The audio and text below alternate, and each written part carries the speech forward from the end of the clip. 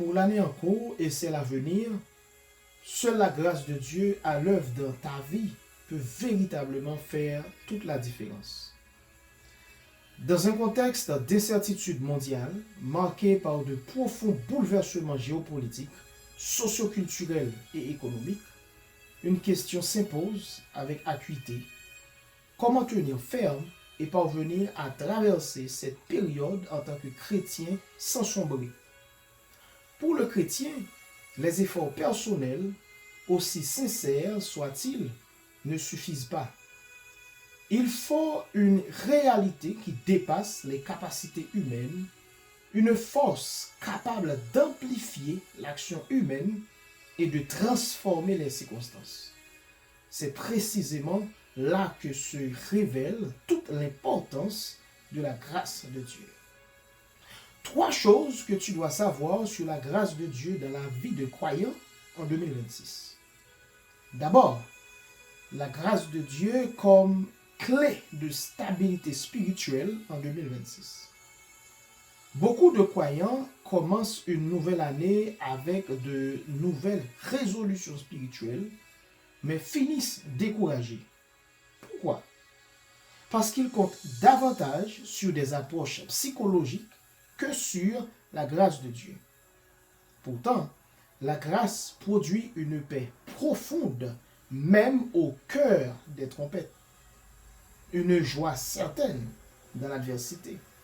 Une foi enracinée dans la parole de Dieu et non dépendante des émotions et des situations fluctuantes. Une relation avec Dieu fondée sur l'amour. Ainsi, en 2026, le chrétien appelé à tenir ferme est celui qui apprend à vivre par la grâce et non à se battre seul. La deuxième chose, c'est que la grâce transforme la vie quotidienne du croyant. La grâce de Dieu ne se limite pas à l'église ou à la prière, comme certains le supposent.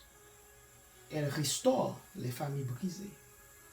Elle rend le chrétien performant, efficace et efficient dans ses activités professionnelles.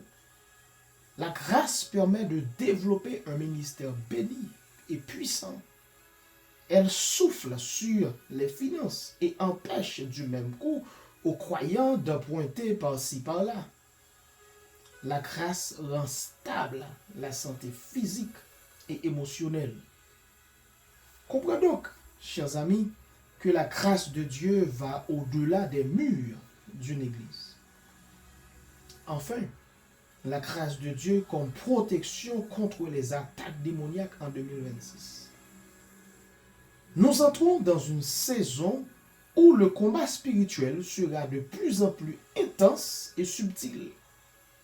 La grâce de Dieu agit alors comme une protection spirituelle contre les assauts de l'ennemi, une couverture divine contre la condamnation et la confusion, et une force qui rend le croyant inébranlable, inattaquable et invisible face aux attaques de l'ennemi.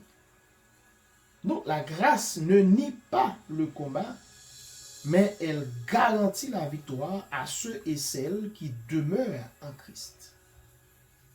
En conclusion, la différence en 2026 ne viendra pas seulement de ce que nous ferons, mais de ce que Dieu fera en nous par sa grâce. Celui qui comprend donc cette vérité entrera dans une nouvelle saison de paix, de maturité et de fécondité spirituelle. Que Dieu vous bénisse richement et abondamment.